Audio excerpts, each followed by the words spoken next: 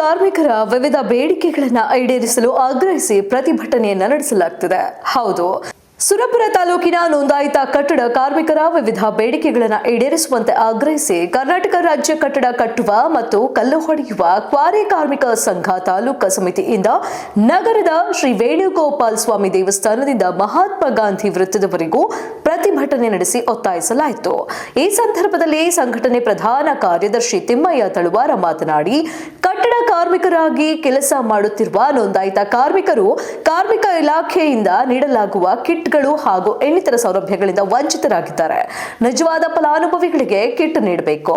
Online ಸೆಂಟರ್ಗಳ ಮೂಲಕ ಗುರುತಿನ ಚೀಟಿಗೆ ಅರ್ಜಿ ಹಾಕುವುದನ್ನು ತಡೆ ಹಿಡಿಯಬೇಕು. ಆನ್ಲೈನ್ ಕೇಂದ್ರಗಳು ಕಟ್ಟಡ ಕಾರ್ಮಿಕರ ಗುರುತಿನ ಚೀಟಿ ನವೀಕರಣ ಮಾಡದೆ ಹೊಸ ಅರ್ಜಿ ಹಾಕಿ ಹಣ ಲೂಟಿ ಮಾಡುತ್ತಿದೆ ಎಂದು ಆರೋಪಿಸಿದರು.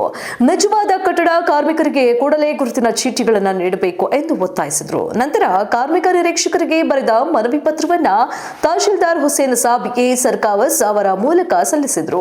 ಪ್ರತಿಭಟನೆಯಲ್ಲಿ ಸಂಘಟನೆಯ ಗೌರವಾಧ್ಯಕ್ಷ ತಿಮ್ಮಯ್ಯ ದೊಡ್ಡಿಗೇರ, ತಾಲೂಕಾಧ್ಯಕ್ಷ ದೇವೇಂದ್ರಪ್ಪ ಗುಡಾಳಕೇರಿ, ಮುಖಂಡರಾದ ಮರಿಯಪ್ಪ ದೇಸಾಯಿ, ಅಬ್ದುಲ್ ಸಾಬ್ ತಾಳಿಕೋಟಿ, ಮೊಹನುದ್ದೀನ್ ಖಾನಾಪುರ, ಹರಸಿಂಗ ಪವಾರ ಕಕ್ಕೇರ, ತಿಮ್ಮಯ್ಯ ದೇವಿ ಖೀರ, ಸಾಮಲಿಂಗ ವಡ್ಡರ ಓಣಿ ಕಕ್ಕೇರ, ಮೆಹಬೂಬ್ ಸಾಬ್ ಖಾನಾಪುರ, ರಾಮಯ್ಯ ರುಕ್ಕಾಪುರ, ಬಸವರಾಜ ಬೋವಿಗಲ್ಲಿ, ಮರೆಪ್ಪ ಸತ್ಯಂಪೇಟ, ಭೀಮಣ್ಣ ಮೇದಾಗಲಿ, ಯಲ್ಲಪ್ಪ ಬೋವಿಗಲಿ ಮತ್ತಿತರರು ಉಪಸ್ಥಿತರಿದ್ದರು. ಇವತ್ತು ನಾವು ಶಾಂತ ರೀತಿಯ ಒಂದು ನಮ್ಮ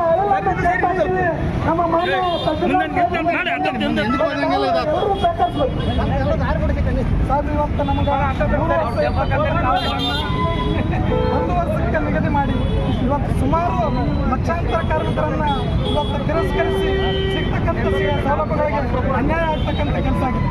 ಇವತ್ತು ನಾವು ಈ ಕಾರ್ಮಿಕರ ಮಂಡಳಿಯಿಂದ ಬರ್ತಕ್ಕಂಥ ಕಿಟ್ಗಳು, ಸಾಮಗ್ರಿಗಳು ಮತ್ತು ಇನ್ನೊಂದು ಹಲವಾರು ರೀತಿಯ ಸೌಲಭ್ಯಗಳು ನಮ್ಮ ಕಾರ್ಮಿಕರಿಗೆ ಸಿಗ್ತಕ್ಕಂಥವ್ರು ಆಗಬೇಕು ಹೊರತಾಗಿ ಇನ್ನೊಬ್ಬ ಮಧ್ಯವರ್ತಿಗಾಗಲಿ ಇನ್ನೊಬ್ಬ ಮಧ್ಯ ಪರ್ಸನ್ ಲೀಡರ್ಗಳಿಗಾಗಲಿ ಇಲ್ಲಿ ಹಳ್ಳಿ ಮಟ್ಟದಾಗಿರ್ತಕ್ಕಂಥ ಕಾರ್ಮಿಕರಿಗೆ